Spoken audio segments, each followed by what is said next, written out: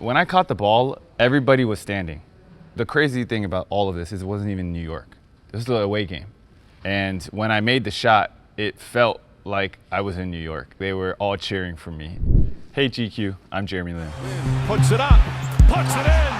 Lin drives in and lays it in. It's contagious. These guys are going as he splits, spins, and oh no, ref, don't you do that. Honestly, that game was everything. You know, Summer League is a lot of pressure because you only have 5 games, and I was undrafted, so I was just fighting for a spot. Actually, it was very similar to kind of the first game of Linsanity, where my agent had told me like, hey, there's 2 games left in Summer League, and like you probably need to make more of a splash. You need to do something. And that game, it just ended up being where the starting point guard, Roddy Boubois, got hurt, and so I ended up playing a lot. In every big game or in every game where I play really well, when I look back, it feels like a dream. I'm not like aware, I'm in the zone and things just happen. And I just remember that happening in the 4th quarter where I was making play after play after play, but I wasn't totally conscious of it. I was just really trusting my instincts. Life is so interesting. Like one person, one meeting, one event can change the whole trajectory of your life. And that literally changed the trajectory of my life because what it looked like was going to happen was I was going to end up playing overseas. That was the reality that I was ready to face. And then all of a sudden, after that game, I was able to sign with the NBA, and that sent me on a whole different course. So it literally changed my life. Lin for the win! Got it!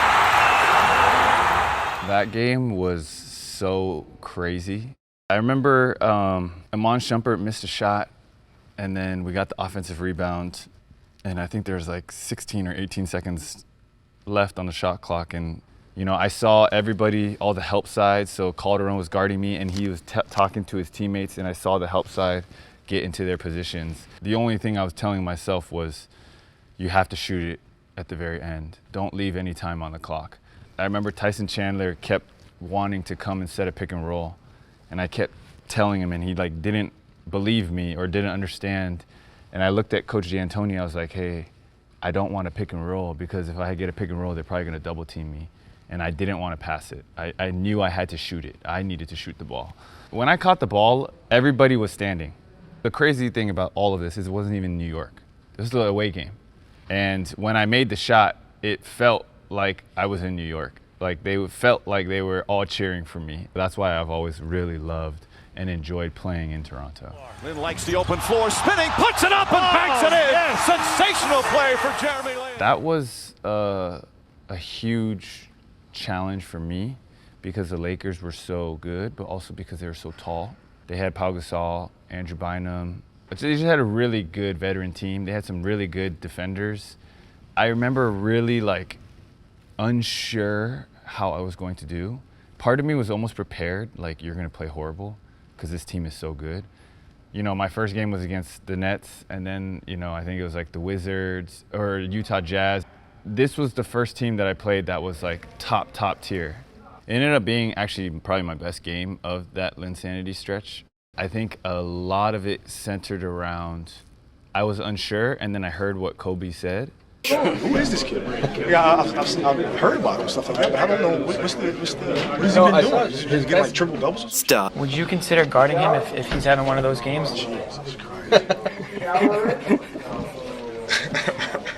And then I just like flipped a switch in my mind. I was like, you're gonna be so aggressive, and if you don't know what to do, just shoot it. Just be aggressive, be extra aggressive.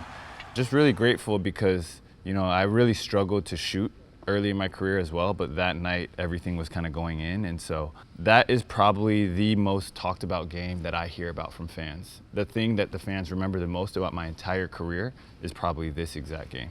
2012 to me was just a miracle. There are a lot of people who work really hard and they are prepared, and Linsanity doesn't happen. You can do all the right things and it does not guarantee a result, but that to me, that result was above and beyond, far above and beyond anything I could have dreamed of. Charlotte was the first season where I really enjoyed basketball. I had done a lot of internal personal work to let go of the pressure and the expectations of the fans, not care about what everybody thinks and says about me, also to be okay with failing. So I actually just started experimenting and doing different hairstyles. I think a lot of that was also challenging myself to just not care what other people thought. I know a lot of the hairstyles, I didn't even like them that much and I thought they didn't look cool, but it was also just like, hey, it's okay, just do it. It doesn't matter what people think. It doesn't matter if you get laughed at. It doesn't matter if people don't agree or if people are like, what is he doing? Or why does he look ugly? To me, that was just part of like growing up and learning like, hey, if you're going to be an athlete and if you're going to be in front of millions of people, you're gonna have to learn how to be criticized. Once I got to Charlotte, I had been through a little bit of adversity and I just really playing free and playing joyful. That game was my favorite game of that season, of just being able to tie my career playoff high, but also tie up the series 2-2.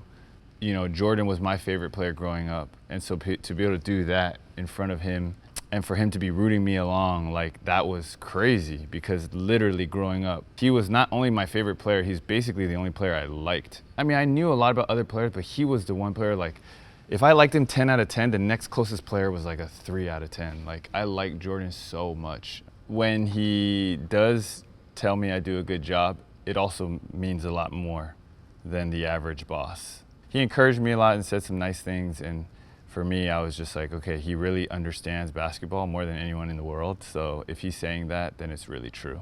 And so for me to be able to have that experience was something I'll always remember. Lin goes down hard.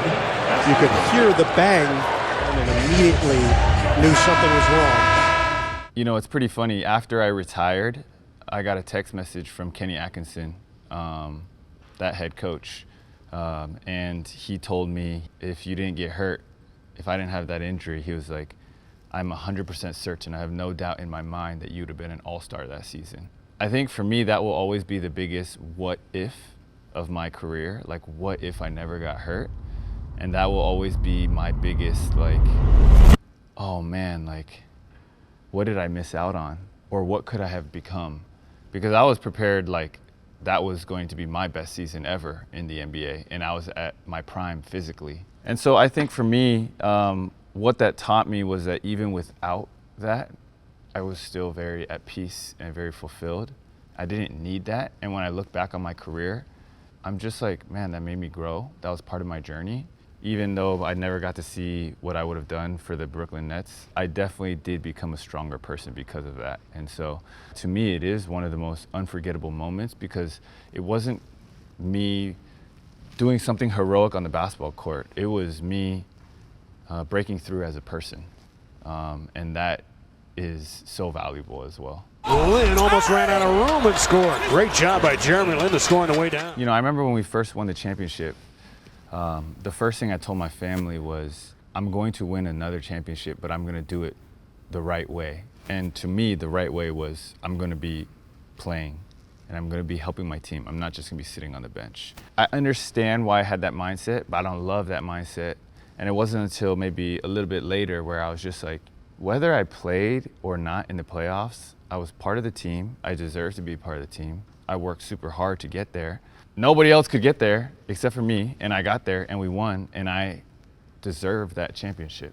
But that's not something that I could say right after we won it. The more time that passes, the more I am proud of that championship. Versus when we first won it, I was actually almost like embarrassed. Like, I didn't even do anything to really help the team. And so that I evolved a lot with that, but realizing like, oh, I'm the first Asian American to ever win a championship. And that was so monumental in so many different ways. That was something that a lot of the fans are like, wow, like that's a huge like success. And so even my relationship with that championship has changed for the better over time. A really funny story. My mom has never drank alcohol in her whole life, never. There's only one time she drank, and she had a tiny, tiny sip of champagne after we won the NBA championship. We were all in the hotel room in downtown San Francisco, and it was just me and my family and some of my closest friends, and we were all like, oh, you know, Xing Xing Ai, like, can you please drink for the first time ever? And she had a tiny sip, and she's like, ugh, and that was it. But It was pretty funny. It was like, that's how big of a moment it was that my mom was like, you know what, that would be the only sip of alcohol I ever drink my entire life. As a player, I think the NBA is everything is so well done. It's so professional and it's so high level, but the players are so good. The NBA, it just feels like I'm trying to survive because I'm just like, everyone is so good. They're like all taller, stronger, faster, jump higher. So I feels like I'm trying to survive and just like do everything I can to impact the game. The CBA playing style is very much around the imports. And so imports sometimes they'll score like 30, 40 points a game and they'll average like 30-point triple doubles. And then Taiwan leagues in P League and TPBL, they have been less centered around the imports. And so there's a different style of play. They're all different. There's no right or wrong. They're all just different. They all present different challenges. And I think that's what's been really fun is I've played in different leagues and different styles with different rules, with different culture. And how do I evolve as a person and as a player to succeed in that specific league? So when I first got to the Steelers, I had gone through 3 pretty difficult years. The first year, I went to the NBA G League. I played really well, but I didn't get a contract. So then I went back to rejoin the Beijing Ducks in the CBA. I got COVID. I was quarantined for 3 months. I missed the start of the season. I lost 20 pounds and I had a really bad year. Then I went back again to Guangzhou to play and I couldn't get any playing time. And so those 3 years in a row were really, really hard for me. I remember thinking to myself like, okay, you're going to the Steelers and your only goal is to see if you still have joy for the game. I didn't talk about it much at that time. I talked about it a little bit, but I was thinking to myself, if I go to the Steelers and I don't play well, then I'm not going to play anymore. So the Steelers was a very critical time for me.